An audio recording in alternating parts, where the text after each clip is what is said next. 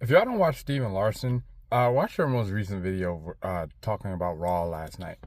There was a match between Chad Gable and Rey Mysterio. It was for the title that Chad Gable currently has, right? And I was ready to tear into the crowd, right? Because everybody was clamoring for Chad to get a singles title for a long time now. I was one of them. And he finally gets it. And then he takes on Rey.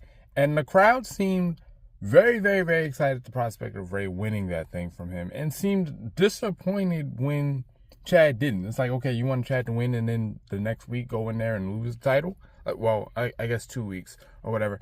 And I couldn't square that circle. There's love for the OG Rey Mysterio, I understand, but still, like, it's like they've had their time. But the way Steven Larson broke it down, there was a lot of stuff that happened in AAA with El Grande Americano and all that kind of stuff. Now, I don't know what that was. They were talking about the lack of acceptable layover between the two. You know, the average fan probably doesn't know anything about that. Hi, I'm exactly who you're talking about. And you're right. I wasn't thinking about any of that while I was watching the match. I was just thinking about how angry I would be if Chad lost this thing, because they convinced me a couple of times that he was going to lose it.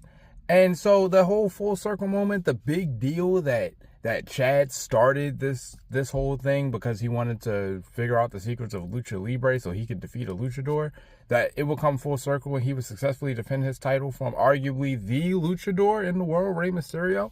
None of that occurred to me. Wow.